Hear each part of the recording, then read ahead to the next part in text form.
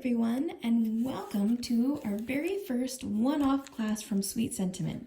This is just a little extra something fun in the summer when we have a little bit of extra time. So our first sponsor for our class is CC Designs, and Christine has created this adorable little kitty cat stamp for us to get in your kit for this little class. The kit will consist of just the stamp and the class video, so that it's just a little fun extra thing for you to do, a much quicker color than our other class images. So we're going to start by coloring this little cat. And I made him into a black cat with a little poppy. So this is what we're going to color today. So you can see I started by coloring the eyes. I accidentally did that by mistake. So we're going to go ahead and color those eyes first, just so I can show you what I did. I used B12, let me move that up some, B12 to color. See where she put the highlight in his eyes? I'm going to go ahead and color opposite of that highlight because this will be the darkest shadow. So I used B12 for that one. Then B1. And just kind of blending really easily, really softly. We're going to start with the teeny tiniest part. He's going to be little Mickey Blue Eyes here looking at us. And then I used B00 just because I wanted it to be super, super, super light in that highlight. And I'm going to use this marker to kind of push those other colors back away from the highlight, but leaving just a tinge of blue in that eye. So there we go. His eyes are already done. Look at that. We're already partway there. Now we're going to start coloring the black. His little black coat, I used the W's for. So I'm going to start with W10. And again, I'm going to color with both caps off. The reason I color with both caps off is because Copic markers are pressurized. The barrels are pressurized. And so if I don't take both caps off, and I only take this cap off, if my ink is too full, it will go to the point of least resistance and it will bleed out of this end. And I do not want my ink to bleed out of this end of my marker. So I am just going to prevent that from happening by taking both caps off to color. I'm going to use this W10 in what I perceive to be the shadow areas. So I'm just going to go in behind his ear here and down the back of his head a little bit, and just put a black kind of line. Notice I'm using little brush strokes. These are so that I can soften the lines later. And the point of the alcohol marker having a brush nib is so you can use it kind of like a paintbrush. Don't let that intimidate you, because let me tell you people, I am not a painter, but using these nibs as a brush definitely will help you think about how to use your brush strokes for it and blend everything out nicely. I'm going to go ahead and shade around his little nose, and then I'm going to shade around the stem of this flower. Notice that I am always turning my paper. I turn my paper a lot just because it's easier to color wherever your wrist is comfortable. I'm not going to shade on top of the flower stem because I feel like the flower stem is hiding the light from underneath it, and the light would still be able to kind of get on top. So I'm not going to shade on top of that. I am going to shade where his little head and his little neck meet up, and on this side as well. My brush strokes are also always going with the way I think his fur would be going or his hair would be laying. It will catch your eye if you don't do that, and you certainly don't want it to catch your eye and make you think that his hair is growing all wonky. I'm going to go around the bottoms of his feet because I feel like those are farthest away from the sun. And then down here on his chest because I feel like that's going to cast a shadow onto his leg. And notice I'm just using really light little brush strokes. It requires a little bit of finesse. I'm also going to shade behind this leg onto his tummy. There we go. That's it for the super dark marker. It does require a little bit of finesse. I want you to understand that this does not come right away. It comes with a lot of practice. So make sure that you're not super upset with yourself for not being able to get those super light brush strokes all right at the beginning. It does take time. It takes time and practice. And if you're really heavy-handed, you have to learn how to use your marker. For me, I am very not artistic, so I had to really learn the medium that I was using, and the medium is the alcohol ink. So whether you're coloring with watercolor or pencils or anything like that, you have to learn the medium that you're working with. Now I'm just going from the darkest color that I had already laid in there, that W10, and I'm going over it with the W8 and extending it out a little bit into that highlight a little more. Our point is to make a two-dimensional object look like a three-dimensional object. So what we're doing is we're making the eye think that some things are cast further back and some things are closer in. So I'm just following all my lines around. And everywhere where I had laid that first shadow, I'm now coming in and just elongating that shadow out some. I'm gonna go under his eyes just a little bit, down here onto his neck some.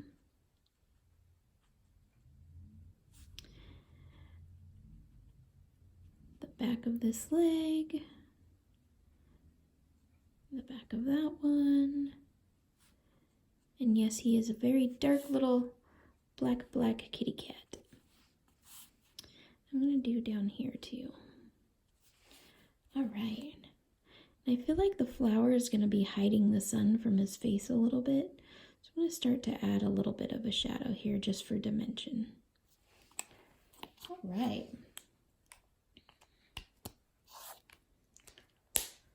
Okay, now W6. And again, taking both caps off always.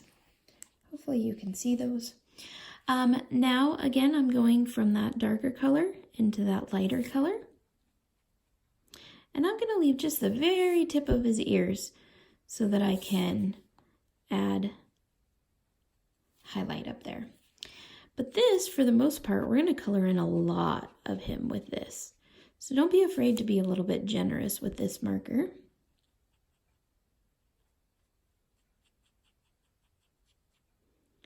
I'm paying special attention to where those darker lines meet this lighter marker.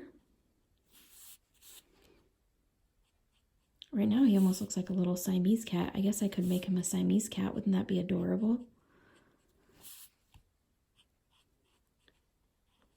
And I'm just going over and over where those darker lines meet so that I can get a nice smooth blend. And in all honesty, it does become a little bit easier if you rotate your paper and push that darker marker back into itself.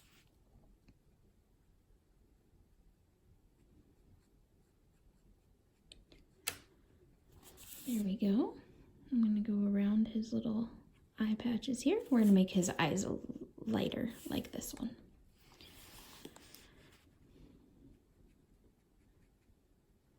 Okay, I'm going to leave this highlight up here on his forehead because I'm going to come in with a little bit lighter marker and go ahead with that highlight. Okay, now I'm going to come down here and I'm going to, again, almost all the way fill this in. I'm just going to leave a highlight where there should be like an extreme highlight. He's a pretty quick little guy to color in. Wow, I can't talk today. Sorry. He's a pretty quick little stamp to color in, and that's why I like these short little classes, because not all the time do you have the time to invest in coloring a 2-hour project. So these little classes will be fun because they won't be nearly as long. And they'll be cute little images, just like this little kitty cat. All right. So then I'm going to grab my W4.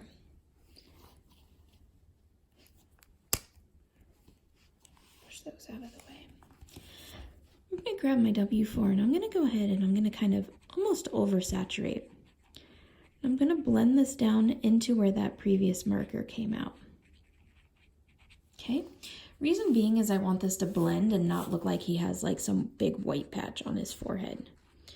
So I'm definitely going to take this out into where I've already colored.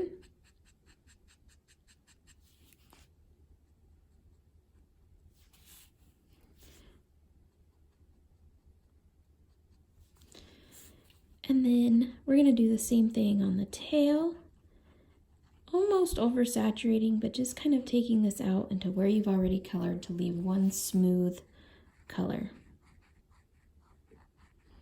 Notice when I'm doing a larger area, I'm putting my grip back more onto the pen, and I'm using kind of the side of the brush because I want it to create that texture for me by almost oversaturating the paper. When I'm doing a finer spot, I hold closer to the nib and I use shorter strokes and just the tip of the brush. All right, there's our little guy. Now I'm gonna take this same color and I'm gonna go ahead and start to shadow in where the kind of whitish gray part is gonna be. And I'm just going to use little brush strokes that kind of go along with these crazy wild hairs that are in his ears. I'm going to start from the corner of his eyes and go up.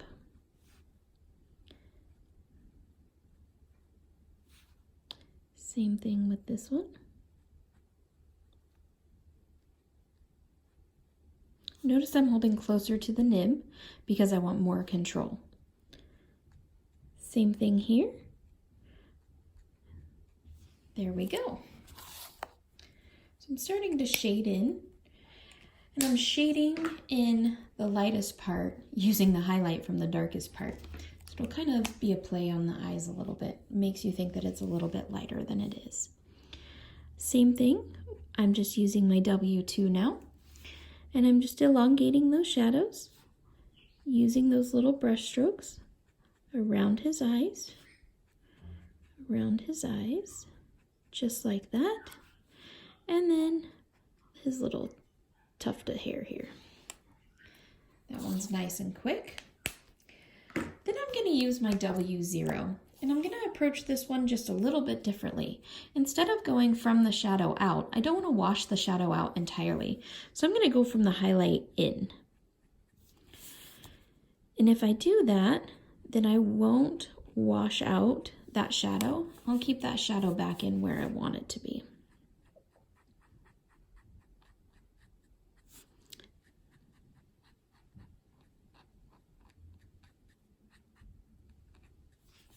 Just like that.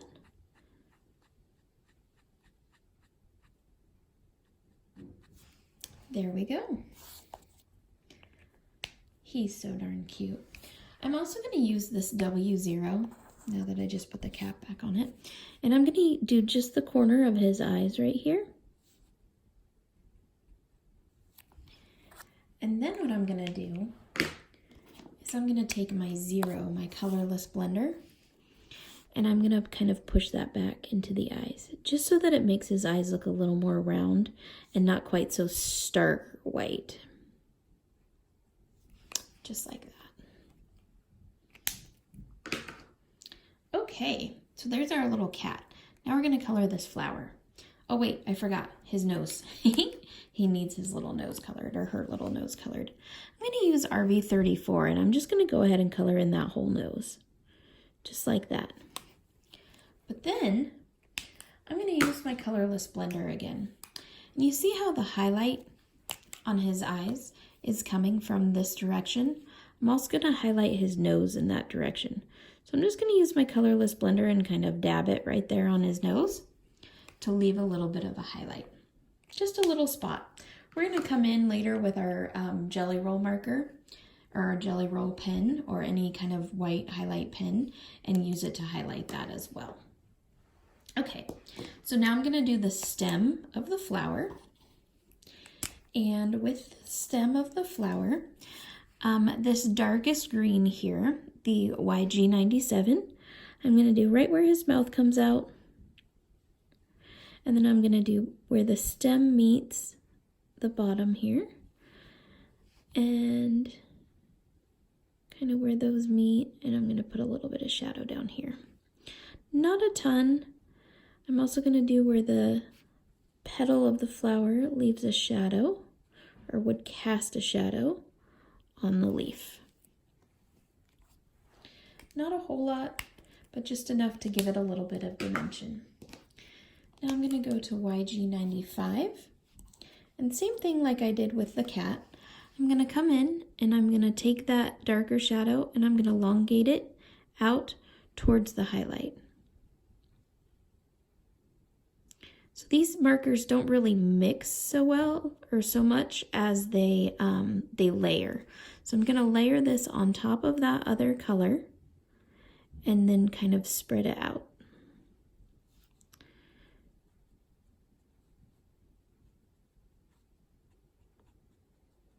Just like that. I'm going to put a little bit of shadow here behind the cat, just like that. Okay, then my lightest color is the YG93, and this is actually quite green, so it's going to add a lot of green color to this. So I'm going to almost go over the whole thing, save for the darkest shadow, because I want to lighten this all up and make it a little more green, just like that.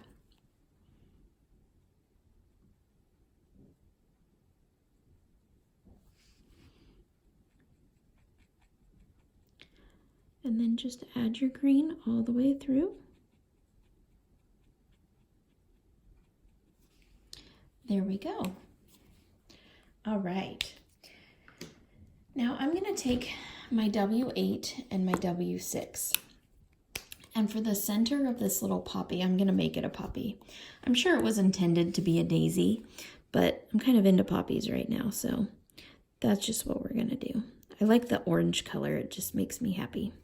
And I'm just going to do some little dots, lay a shadow into it. And my W6, same thing, just some little dots.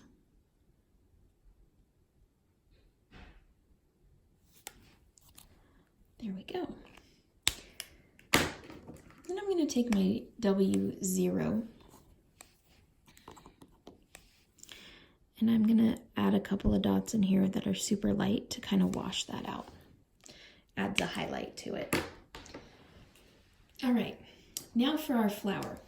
I'm going to use YR18 as my shadow color. And I'm just going to come up with these little brush strokes everywhere I think there would be shadow. I know that this petal is kind of turned away from the sun, but I'm still going to leave it fairly light. I know that where this dark line is, where the artist drew that line, is a crease in the petal. So I'm going to go ahead and trace that all the way up. Notice my brush strokes are all ending in a different area. I don't want them all to be the exact same length, because if they are, then it's going to draw your eye that, hey, there's a line in that flower. And there isn't any lines in nature, generally speaking. So I'm going to shadow along where that petal overlaps the other one, just like that.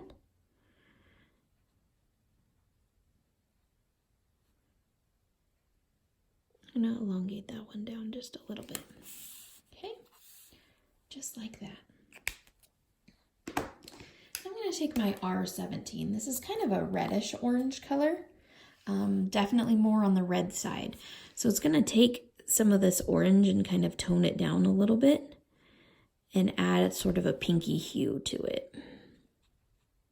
And again, I'm not going all the way up, and I'm not making all of my brush strokes the same length, but I am taking that orange and spreading it towards the highlight more.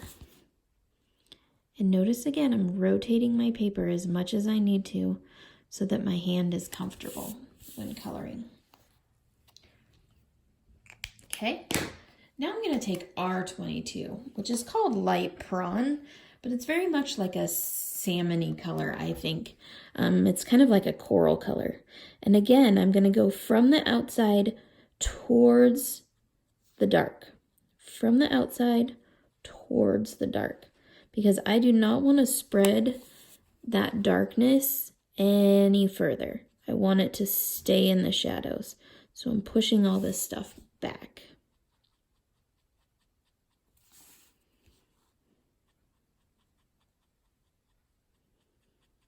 Just like that. There we go.